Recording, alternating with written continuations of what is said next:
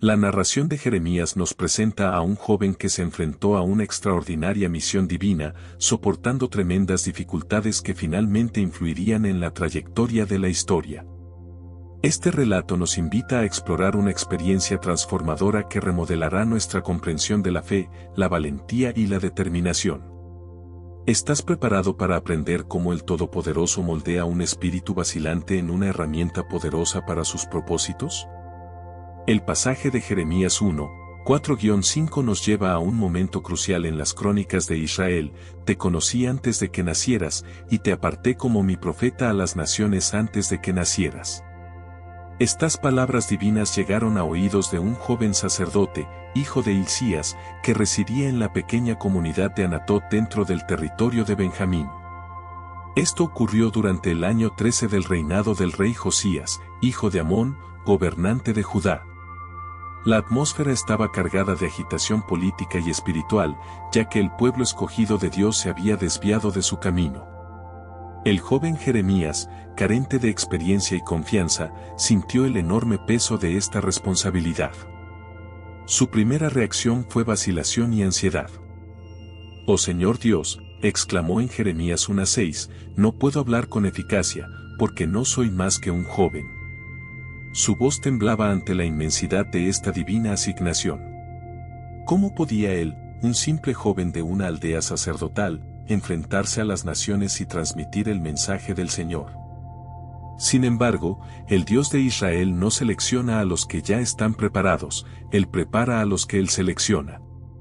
Con mansedumbre y autoridad, el Señor respondió a las preocupaciones de Jeremías en Jeremías 1, 7-8, «No digas que eres demasiado joven, id a donde yo os indique y hablad lo que yo mando.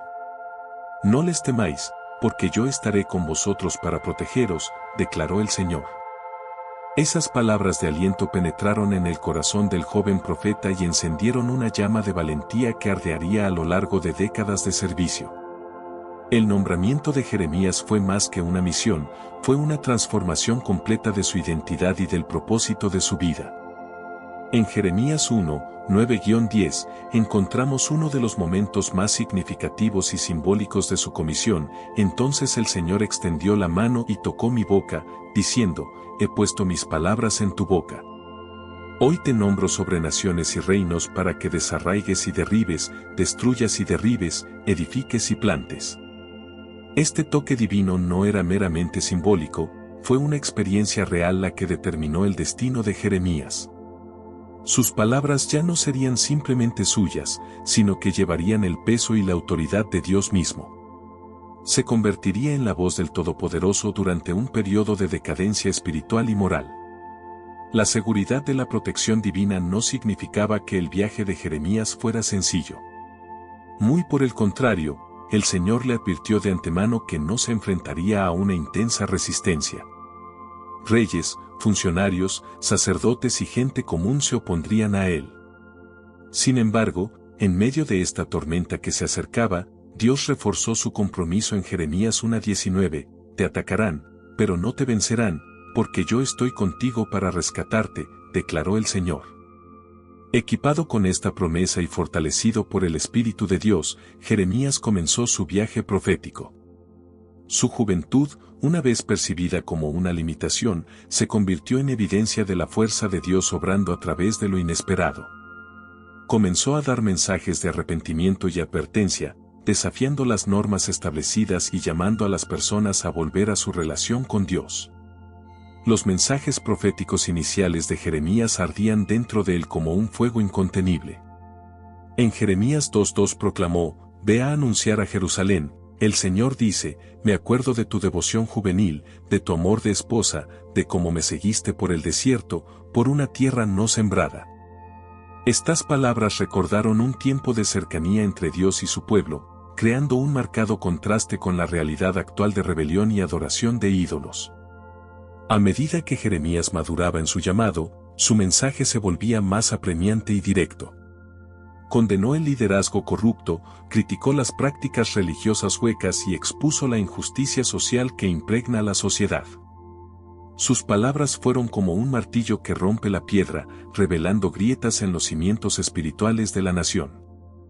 Sin embargo, el rechazo no tardó en llegar. El pueblo, acostumbrado a los mensajes amables y tranquilizadores de los falsos profetas, respondió con hostilidad a las duras verdades que Jeremías proclamaba. En su ciudad natal de Anatot, hasta sus propios parientes conspiraron contra él, cumpliendo las palabras de Jeremías 11:21. Por tanto, esto es lo que dice el Señor acerca de los hombres de Anatot que amenazan tu vida y dicen, no profetices en el nombre del Señor, no sea que mueras por nuestras manos. Este rechazo inicial no fue más que el comienzo de una vida de persecución y sufrimiento. Jeremías enfrentaría encarcelamiento, golpizas y amenazas de muerte. Pero a través de cada prueba, la promesa de Dios se cumplió, lucharán contra ti, pero no prevalecerán. Con cada obstáculo, la fe de Jeremías se refinaba como el oro en el fuego, y su mensaje ganaba aún más poder y autenticidad. Así comenzó el ministerio de Jeremías, el profeta que lloraría por su pueblo, que llevaría la carga de una nación rebelde y que, entre las ruinas de Jerusalén, todavía declararía esperanza para el futuro. Su viaje no había hecho más que empezar, pero ya estaba dando forma al curso de la historia y creando un legado que resonaría durante miles de años. Lleno de poder divino, Jeremías lanzó su misión profética con palabras que estremecieron a Judá. Sus primeros mensajes eran llamados urgentes al arrepentimiento y advertencias sobre la destrucción que se acercaba. En Jeremías 2:13, el Señor se lamentó por medio de su profeta, mi pueblo ha cometido dos pecados, me han abandonado a mí, fuente de agua viva, y han cavado sus propios cisternas. Cisternas rotas que no pueden retener el agua. Esta poderosa metáfora mostraba cómo Israel había dejado la verdadera fuente de la vida, Dios, por falsos ídolos y alianzas terrenales que no podían sostenerlos. El llamado de Jeremías a un cambio profundo resonó en las calles de Jerusalén. En Jeremías 4:3-4, instó, así dice el Señor a los pueblos de Judá y de Jerusalén, rompan su tierra sin arar y no siembren entre espinos. Circuncidaos al Señor, circuncidad vuestros corazones, pueblo de Judá y habitantes de Jerusalén, no sea que mi ira se encienda y arda como fuego a causa del mal que habéis hecho, fuego que nadie puede apagar. El profeta buscó no solo cambios superficiales, sino una renovación completa del corazón. Sin embargo, la respuesta a las palabras de Jeremías distó mucho de ser acogedora. El rechazo que comenzó en Anatot pronto se extendió por todo el reino.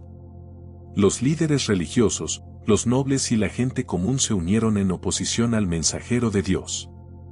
En Jeremías 5:30-31, el profeta se lamentó, ha sucedido en la tierra una cosa horrible y espantosa, los profetas profetizan mentiras, los sacerdotes gobiernan con su propia autoridad. Y mi pueblo lo ama así. Pero, ¿qué harás al final? La corrupción estaba profundamente arraigada en las estructuras de poder de Judá. Los falsos profetas, tratando de agradar los oídos de la gente y los gobernantes, proclamaron mensajes de paz y prosperidad, contradiciendo directamente las advertencias de Jeremías.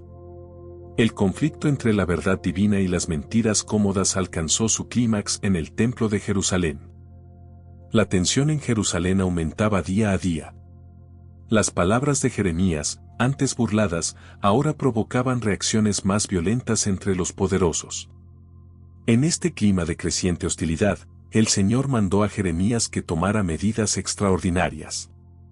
En Jeremías 36:2 leemos, toma un rollo y escribe en él todas las palabras que te he hablado acerca de Israel, Judá y todas las demás naciones desde el tiempo en que comencé a hablarte en el reinado de Josías hasta ahora.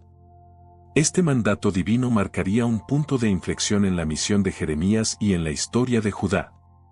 Obediente al mandato de Dios, Jeremías llamó a su fiel escriba Baruc. La Escritura nos dice en Jeremías 36:4, entonces Jeremías llamó a Baruc hijo de Nerías, y mientras Jeremías dictaba todas las palabras que el Señor le había dicho, Baruc las escribió en el rollo. El registro de estas profecías no era simplemente para la preservación, sino que servía como una declaración pública de la palabra de Dios. Con el rollo terminado, Jeremías, incapaz de entrar al templo debido a la persecución, envió a Baruc a leer las palabras al pueblo. Jeremías 36, 6-7 registra las instrucciones del profeta, así que vas a la casa del Señor en un día de ayuno y lees al pueblo del rollo las palabras del Señor que escribiste según mi dictado. Léelas a todo el pueblo de Judá que venga de sus ciudades. Tal vez presenten su petición ante el Señor y se conviertan cada uno de sus malos caminos, porque la ira pronunciadas contra este pueblo por el Señor son grandes. La lectura pública causó un gran revuelo. Las noticias llegaron rápidamente a oídos de los funcionarios de Judá. Intrigados y alarmados, convocaron a Baruc para una audiencia privada. En Jeremías 36:15 vemos su reacción: siéntense, por favor, y léannoslo. Así que Baruc se lo leyó. Las palabras de Jeremías, ahora preservadas en el rollo, tuvieron un profundo impacto. Los funcionarios, reconociendo la gravedad de la situación, decidieron informar al rey Joacim. Sin embargo, preocupados por la seguridad de Jeremías y Baruc, les aconsejaron que se escondieran. En Jeremías 36:19 leemos: entonces los oficiales dijeron a Baruc, tú y Jeremías van y escóndanse. No dejes que nadie sepa dónde estás. El rollo fue llevado al rey Joacim, que estaba en sus aposentos de invierno. Al leer las palabras, la reacción del rey sorprendió a todos los presentes. Jeremías 36:23 describe la escena. Cada vez que Jehudí había leído 3 o 4 columnas del rollo, el rey las cortaba con un cuchillo de escriba y las echaba en el brasero, hasta que todo el rollo se quemaba en el fuego. Este acto de desafío y rebelión contra la palabra de Dios sellaría el destino de Joacim y Judá. La respuesta del Señor a este acto despectivo fue inmediata y severa. En Jeremías 36, 27-31, Dios manda, después de que el rey quemó el rollo que contenía las palabras que Baruc había escrito al dictado de Jeremías, la palabra del Señor vino a Jeremías. Toma otro rollo y escribe en él todas las palabras que estaban en el primer rollo, el cual Joacim rey de Judá quemó. Dígale también a Joacim, rey de Judá, así dice el Señor, ustedes quemaron ese rollo y dijeron: ¿por qué escribiste en el que el rey de Babilonia ciertamente vendría y destruiría esta tierra y borraría de ella tanto a hombres como a bestias? Por tanto, esto es lo que dice el Señor acerca de Joacim, rey de Judá: no tendrá a nadie que se siente en el trono de David, su cuerpo será arrojado fuera y expuesto al calor de día y a la escarcha de noche. Lo castigaré a él, a sus hijos y a sus sirvientes por su maldad, traeré sobre ellos, sobre los habitantes de Jerusalén y sobre los hijos de Judá, todas las calamidades que pronuncié contra ellos, porque no han escuchado. Jeremías, fiel a su misión, volvió a dictar todas las palabras a Baruc, añadiendo aún más profecías. El rollo quemado no silenció la voz de Dios, en cambio, amplificó su mensaje y selló el juicio sobre aquellos que lo rechazaron. Este episodio marcó una intensificación de la persecución contra Jeremías. El profeta, que ya se enfrentaba a la oposición, se convirtió ahora en el blanco de una persecución implacable. En Jeremías 37, 15-16, vemos un ejemplo de esta persecución. Se enojaron contra Jeremías y lo tuvieron azotado y encarcelado en la casa de Jonatán el secretario, la cual habían convertido en cárcel. Jeremías fue puesto en una celda abovedada en un calabozo, donde permaneció mucho tiempo. El encarcelamiento de Jeremías no fue un incidente aislado, sino parte de una campaña sistemática para silenciar la voz profética. En varias ocasiones, el profeta fue acusado de traición, golpeado y arrojado a prisiones cada vez más duras. Uno de los episodios más dramáticos se registra en Jeremías 38, 6. Entonces tomaron a Jeremías y lo metieron en la cisterna de Malquías, hijo del rey, que estaba en el patio de la guardia. Bajaron a Jeremías con cuerdas a la cisterna, no tenía agua, solo lodo, y Jeremías se hundió en el lodo. En este pozo fangoso, Jeremías se enfrentó no solo a la incomodidad física, sino también a la perspectiva de una muerte lenta y agonizante. Fue en este momento oscuro que Dios proveyó un Salvador inesperado. Jeremías 38, 7-9 nos dice, pero Ebed-Melech, cusita, funcionario del palacio real, oyó que habían metido a Jeremías en la cisterna. Mientras el rey estaba sentado en la puerta de Benjamín, Ebed-Melech salió del palacio y le dijo, mi señor el rey, estos hombres han obrado malvadamente en todo lo que han hecho al profeta Jeremías. Lo han arrojado a una cisterna, donde morirá de hambre cuando ya no haya pan en la ciudad. La intervención de Ebed-Melech no solo salvó la vida de Jeremías, sino que también demostró cómo Dios puede usar lo inesperado para lograr sus propósitos. El rey, conmovido por la súplica del eunuco, ordenó que sacaran a Jeremías de la cisterna. A pesar de estos momentos de alivio, la persecución contra Jeremías continuó. Su impopular mensaje de sumisión a Babilonia como parte del juicio divino lo puso en constante peligro. En Jeremías 38, 4, vemos la acusación de los oficiales contra él. Entonces los oficiales dijeron al rey, este hombre debe ser condenado a muerte. Está desalentando a los soldados que quedan en esta ciudad, así como a toda la gente, con las cosas que les está diciendo. Este hombre no busca el bien de esta gente, sino su ruina. Aún enfrentando tales acusaciones y peligros, Jeremías se mantuvo firme en su misión. En Jeremías 38, 19-20, vemos al profeta aconsejando al rey Sedequías. El rey Sedequías dijo a Jeremías, tengo miedo de los judíos que se han pasado a los babilonios. Porque los babilonios me entregarán a ellos y me maltratarán.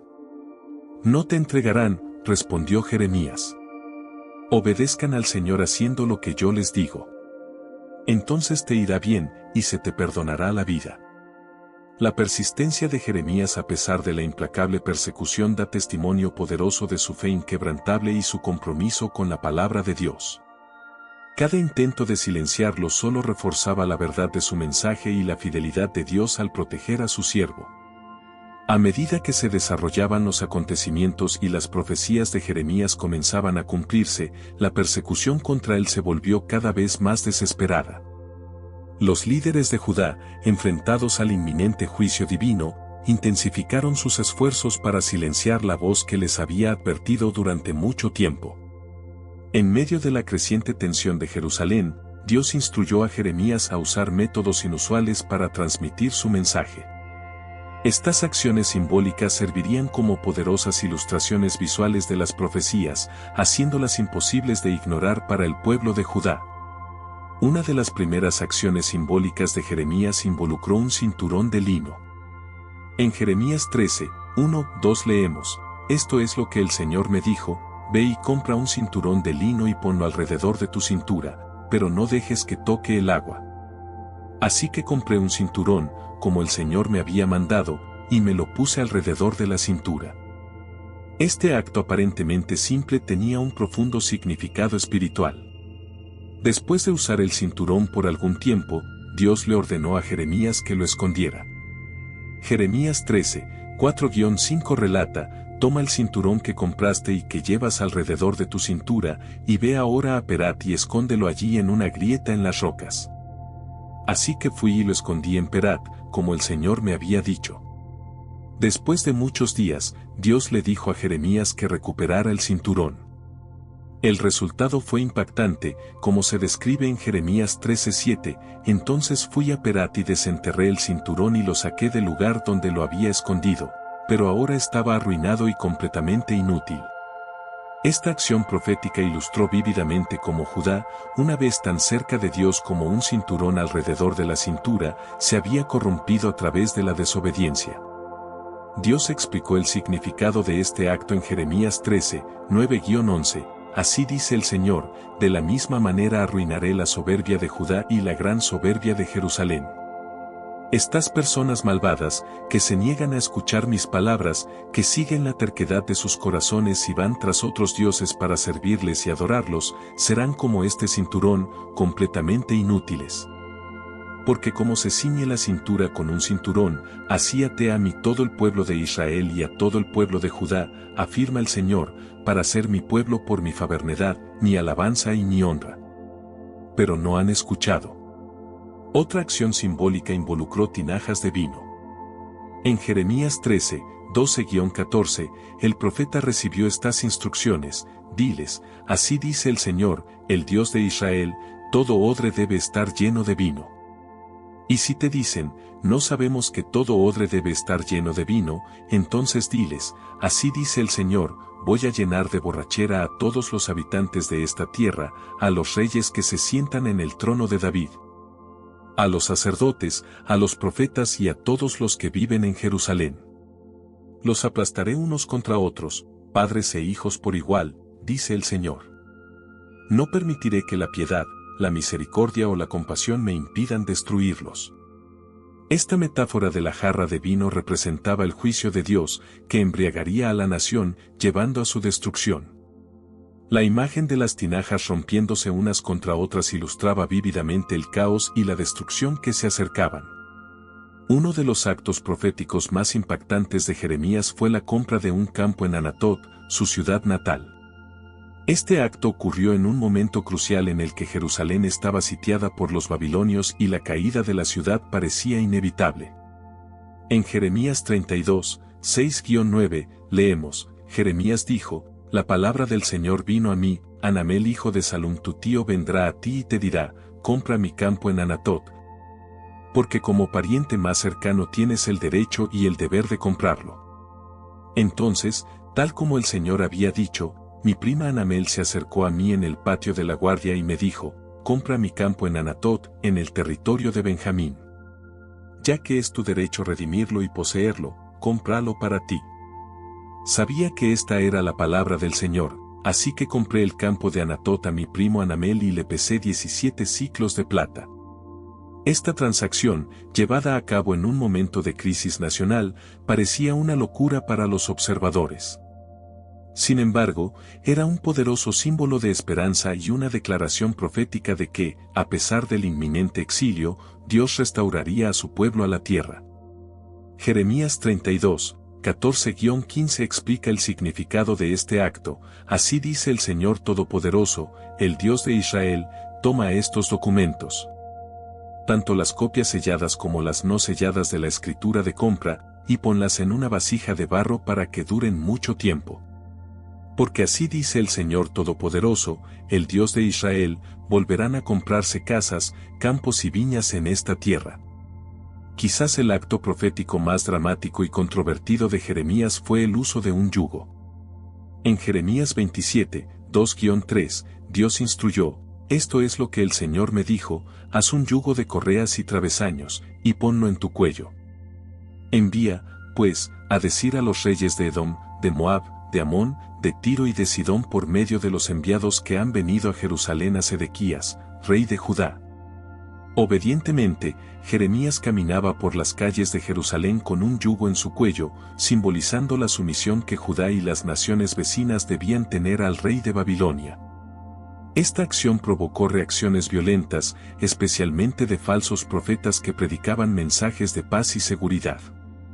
El enfrentamiento entre Jeremías y el falso profeta Ananías alcanzó su clímax cuando este último rompió el yugo del cuello de Jeremías. En Jeremías 28, 10-11 leemos, entonces el profeta Ananías quitó el yugo del cuello del profeta Jeremías y lo rompió, y dijo delante de todo el pueblo, así dice el Señor. De la misma manera romperé el yugo de Nabucodonosor, rey de Babilonia, de la cerviz de todas las naciones, dentro de 2 años. Al oír esto, el profeta Jeremías siguió su camino. La respuesta de Dios a este acto de rebeldía fue rápida y severa. En Jeremías 28, 13-14, el Señor declaró, ve y dile a Ananías, así dice el Señor, has roto un yugo de madera, pero en su lugar tendrás un yugo de hierro. Así dice el Señor Todopoderoso, Dios de Israel, pondré un yugo de hierro sobre el cuello de todas estas naciones para que sirvan a Nabucodonosor, rey de Babilonia, y le servirán. Incluso le daré el control sobre los animales salvajes. Estas acciones proféticas no fueron meros espectáculos, sino poderosos mensajes visuales que complementaron las palabras de Jeremías. Hicieron que las profecías fueran tangibles e imposibles de ignorar, desafiando al pueblo de Judá a enfrentar la realidad de su estado espiritual y el inminente juicio divino. Cada acto simbólico, el cinturón podrido, las tinajas de vino, la compra del campo y el yugo, comunicaba diferentes aspectos del mensaje de Dios. El cinturón podrido ilustraba la corrupción espiritual de Judá, las tinajas de vino predecían el caos y la destrucción que se avecinaban, la compra del campo durante un asedio era una señal de esperanza futura. Y el yugo representaba la sumisión necesaria al dominio babilónico como parte del plan divino de Dios. A través de estas acciones, Jeremías no solo proclamó la palabra de Dios, sino que la encarnó de maneras poderosas y a menudo dolorosas. Se convirtió en un signo viviente para su pueblo, su vida en una parábola en acción del amor, el juicio y la fidelidad de Dios. A medida que los acontecimientos profetizados por Jeremías comenzaron a desarrollarse, estas acciones simbólicas adquirieron aún más importancia. El pueblo de Judá, enfrentado a la realidad del asedio babilónico, ya no podía pasar por alto las advertencias que se le habían ilustrado tan vívidamente. Las profecías de Jeremías, ignoradas durante mucho tiempo, ahora comenzaban a cumplirse ante los ojos asombrados de Judá. El ejército babilónico, dirigido por el poderoso Nabucodonosor, marchó implacablemente hacia Jerusalén. La ciudad, antes orgullosa y confiada, ahora temblaba antes de acercarse a la destrucción. En Jeremías 32, 1, 2, encontramos al profeta en una situación precaria. Esta es la palabra que vino a Jeremías de parte del Señor en el año 10 de Sedequías, rey de Judá, que era el año 18 de Nabucodonosor. El ejército del rey de Babilonia estaba entonces sitiando a Jerusalén, y el profeta Jeremías estaba confinado en el patio de la guardia en el palacio real de Judá. Incluso encarcelado, Jeremías continuó proclamando la palabra del Señor, ya no como una advertencia lejana, sino como una realidad presente. El asedio de Jerusalén fue largo y brutal. En Jeremías 52, 4-6, tenemos una descripción vívida del comienzo y la duración de este terrible evento, así que en el año 9 del reinado de Sedequías, a los 10 días del mes 10, Nabucodonosor, rey de Babilonia, marchó contra Jerusalén con todo su ejército. Acamparon fuera de la ciudad y construyeron obras de asedio a su alrededor. La ciudad permaneció sitiada hasta el 11º año del rey Sedequías. A los 9 días del mes cuarto, el hambre en la ciudad había llegado a ser tan grave que no había alimento para que el pueblo comiera. La situación dentro de la ciudad sitiada era desesperada.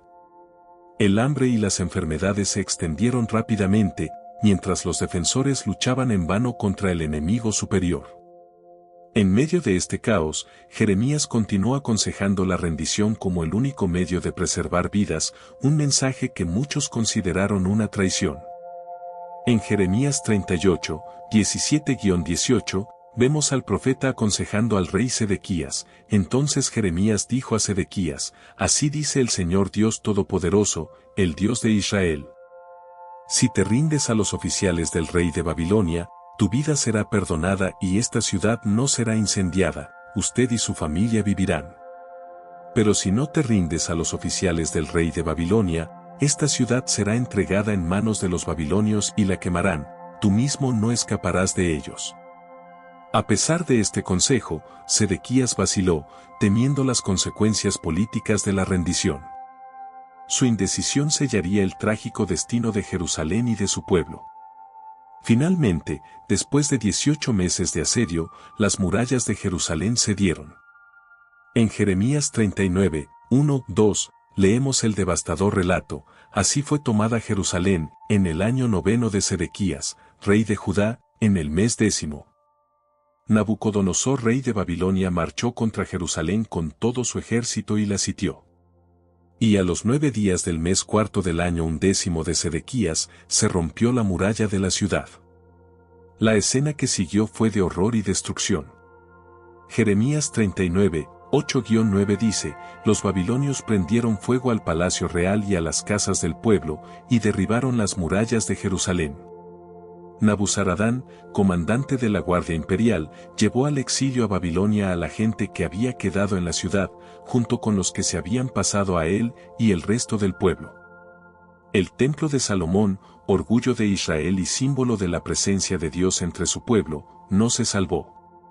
En Jeremías 52, 12-13, encontramos el angustioso relato de su destrucción, a los 10 días del mes quinto, en el año 19 del reinado de Nabucodonosor, rey de Babilonia. Vino a Jerusalén Nabuzaradán, comandante de la Guardia Imperial, que servía al rey de Babilonia. Prendió fuego al templo del Señor, al palacio real y a todas las casas de Jerusalén. Quemó todos los edificios importantes. Los tesoros del templo, acumulados durante siglos, fueron saqueados y llevados a Babilonia. Jeremías 52, 17-19 detalla, los babilonios rompieron las columnas de bronce, las bases móviles y el mar de bronce que estaban en el templo de Jehová, y llevaron el bronce a Babilonia. También se llevaron las ollas, las palas, los cortamechas, los tazones para rociar, los platos y todos los artículos de bronce que se usaban en el servicio del templo. El comandante de la Guardia Imperial se llevó las vasijas, los incensarios, los aspersores, las ollas, los candelabros, los platos y los tazones utilizados para las libaciones, todo lo que estaba hecho de oro o plata puros. El destino del rey Sedequías fue particularmente trágico. En Jeremías 39, 6-7 leemos, allí en Ribla, el rey de Babilonia mató a los hijos de Sedequías delante de sus ojos, y también mató a todos los nobles de Judá. Entonces le sacó los ojos a Sedequías y lo ató con grilletes de bronce para llevarlo a Babilonia. Así, el linaje real de David, que parecía inquebrantable, fue brutalmente interrumpido. En medio de toda esta destrucción, Jeremías fue tratado con sorprendente indulgencia por los babilonios. En Jeremías 39, 11-12 encontramos, ahora bien, Nabucodonosor, rey de Babilonia, había dado estas órdenes acerca de Jeremías por medio de Nabuzaradán, comandante de la Guardia Imperial. Tómalo y cuídalo, no le hagas daño, sino haz por él lo que te pida. Esta protección divina permitió a Jeremías continuar su ministerio incluso en las circunstancias más adversas. El profeta que había advertido durante mucho tiempo acerca de este día ahora veía sus palabras cumplidas de una manera devastadora. En Lamentaciones 1:2, Jeremías expresa su angustia, cuán desierta está la ciudad, en otro tiempo tan llena de gente. Cuán semejante a una viuda es la que en otro tiempo fue grande entre las naciones. La que era reina entre las provincias ahora se ha convertido en esclava. Amargamente llora por la noche, las lágrimas corren por sus mejillas. Entre todos sus amantes no hay nadie que la consuele. Todos sus amigos la han traicionado, se han convertido en sus enemigos.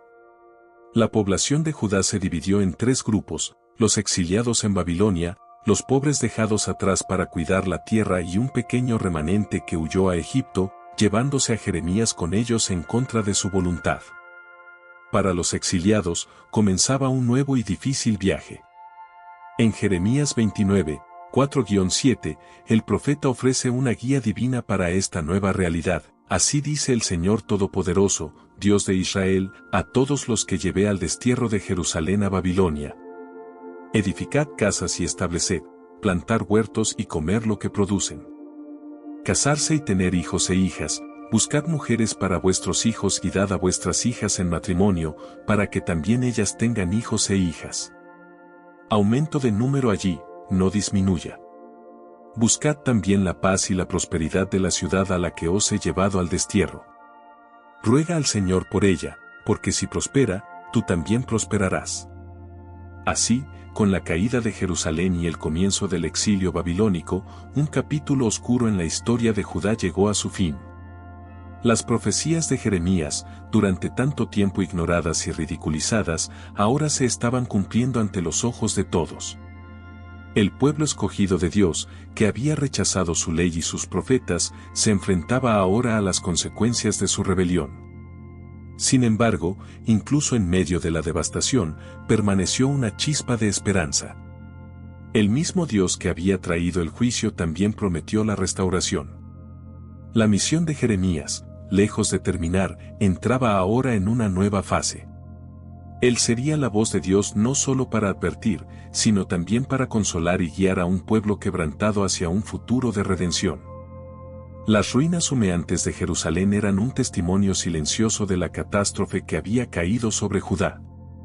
En medio de los escombros de la ciudad que alguna vez fue gloriosa, Jeremías, el profeta que había advertido durante mucho tiempo de este día, ahora contemplaba la devastación con el corazón roto. Sus lágrimas se mezclaron con el polvo de las calles destruidas mientras componía uno de los lamentos más conmovedores de la literatura bíblica. El libro de las Lamentaciones, atribuido a Jeremías, es un testimonio poético de profundo dolor y luto nacional. En Lamentaciones 2, 11-12, el profeta describe la angustia de la que es testigo: mis ojos desfallecen de tanto llorar, estoy en tormento interior. Mi corazón está derramado en la tierra porque mi pueblo está destruido, porque los niños y los bebés se desmayan en las calles de la ciudad. Dicen a sus madres, ¿dónde está el pan y el vino?, mientras se desmayan como heridos en las calles de la ciudad, mientras sus vidas se desvanecen en los. La devastación no fue solo física, sino también espiritual. El templo, centro de la vida religiosa y símbolo de la presencia de Dios entre su pueblo, estaba en ruinas. En Lamentaciones 2, 6-7, Jeremías se lamenta: ha asolado su morada como un jardín, ha destruido su lugar de reunión. El Señor ha hecho que Sión olvide sus fiestas señaladas y sus días de reposo, en su feroz ira, ha despreciado tanto al rey como al sacerdote. El Señor ha rechazado su altar y ha abandonado su santuario. Ha entregado las murallas de sus palacios en manos del enemigo, han levantado un grito en la casa del Señor como en el día de una fiesta señalada. El profeta no escatima palabras para describir el sufrimiento del pueblo. En Lamentaciones 4-5, describe una escena de extrema miseria: a causa de la sed, la lengua del niño se le pega al paladar, los niños mendigan pan, pero nadie se lo da. Aquellos que una vez comieron manjares están en la indigencia en las calles. Los que se criaron en púrpura real ahora yacen sobre montones de cenizas. Sin embargo, incluso en medio de tanto dolor y desolación, Jeremías no pierde de vista la misericordia y la fidelidad de Dios. En uno de los pasajes más conocidos y consoladores del libro, Lamentaciones 3, 22-24, el profeta declara: por el gran amor del Señor no somos consumidos, porque sus compasiones nunca fallan. Son nuevos cada mañana, grande es tu fidelidad. Me digo a mí mismo: el Señor es mi porción, por tanto, yo lo esperaré. Esta declaración de esperanza en medio de la desesperación es un poderoso testimonio de la fe inquebrantable de Jeremías. Reconoce que, a pesar de la severidad del juicio, Dios no ha abandonado completamente a su pueblo. La mera supervivencia de un remanente es vista como prueba de la misericordia divina. Jeremías no solo se lamenta del pasado y del presente, sino que también mira hacia el futuro con una mezcla de miedo y esperanza.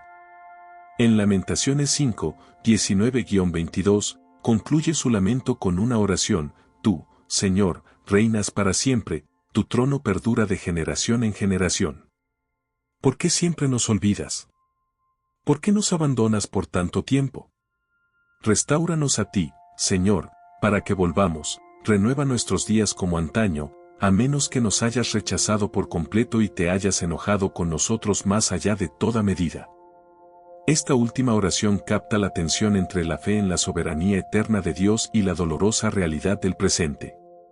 Jeremías reconoce que la única esperanza para el futuro radica en la renovación que solo Dios puede proporcionar. Aunque Lamentaciones capta la cruda angustia de la destrucción de Jerusalén, las palabras proféticas de Jeremías también contenían promesas de esperanza futura. El Señor declaró por medio de él que los descendientes de Jacob serían restaurados, sus ciudades reconstruidas de escombros y sus palacios habitados una vez más. De estos lugares restaurados saldrían cantos de gratitud y celebración, ya que Dios aumentaría su número y los honraría. La promesa más significativa vino en la forma de un nuevo pacto, fundamentalmente diferente del acuerdo hecho con sus antepasados durante el Éxodo. Este nuevo arreglo implicaría que Dios inscribiera sus leyes directamente en los corazones y las mentes de las personas, creando una relación íntima en la que todos lo conocerían personalmente. El perdón divino sería completo, y los pecados se olvidarían para siempre. Jeremías imaginó las calles desoladas de Jerusalén una vez más llenas de celebraciones de bodas, voces alegres y canciones de adoración. El pueblo exiliado regresaría a casa y la tierra sería repoblada. Estas no eran simplemente palabras de consuelo para personas desesperadas, sino promesas divinas arraigadas en el carácter inmutable de Dios. Después de la caída de Jerusalén, los remanentes sobrevivientes ignoraron el consejo de Jeremías y huyeron a Egipto, obligando al anciano profeta a acompañarlos en contra de su voluntad. Aún en esta tierra extranjera, Jeremías continuó su obra profética. En la ciudad fronteriza egipcia de Tapans, realizó otro acto simbólico, enterrando piedras en la entrada del palacio del faraón mientras profetizaba que Nabucodonosor establecería su trono allí y conquistaría Egipto. El mensaje era claro: huir a Egipto no les proporcionaría la seguridad que buscaban. El juicio de Dios los perseguiría a través de las mismas fuerzas babilónicas de las que trataron de escapar. A pesar de las claras advertencias, el pueblo desafió abiertamente el mensaje de Dios. Declararon descaradamente su intención de continuar adorando a la Reina del Cielo, alegando que sus problemas comenzaron solo cuando dejaron de estas prácticas. Argumentaban que la adoración de ídolos les había traído previamente prosperidad y paz. Esta flagrante apostasía entristeció profundamente a Jeremías, quien había soportado décadas de persecución por entregar fielmente la palabra de Dios. En respuesta, pronunció un juicio severo: ningún judío en Egipto volvería a invocar el nombre de Dios. Y se enfrentarían a la destrucción por la espada y al hambre hasta que solo quedaran unos pocos sobrevivientes para regresar a Judá.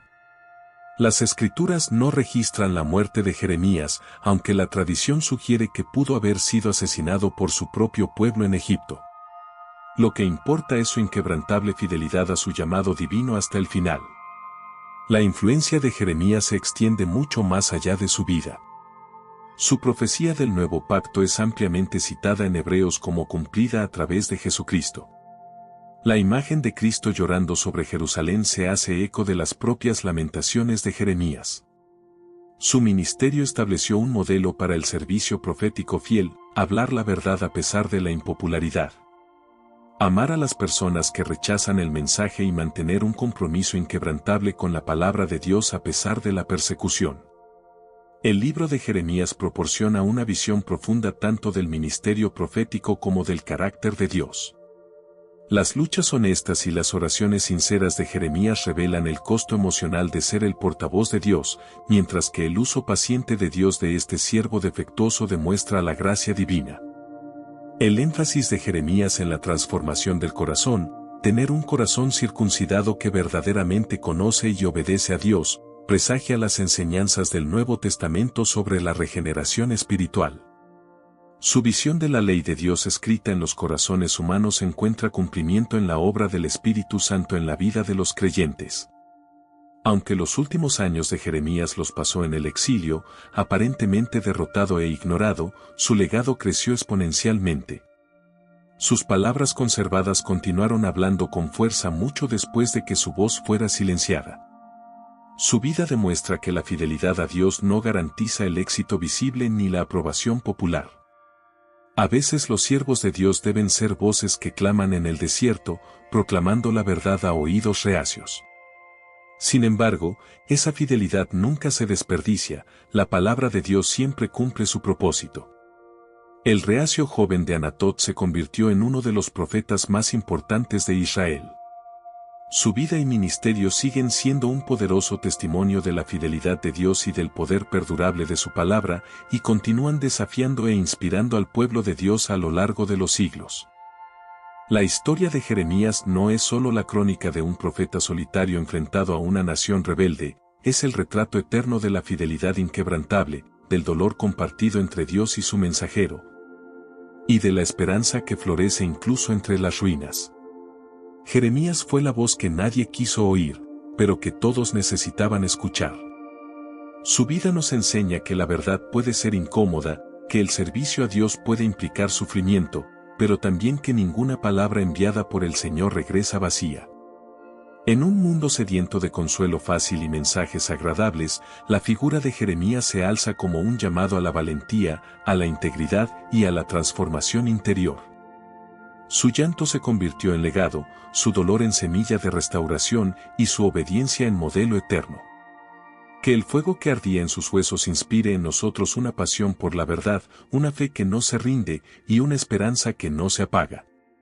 Si este mensaje te tocó el corazón, no olvides darle me gusta, compartirlo y suscribirte para más historias bíblicas que transforman vidas.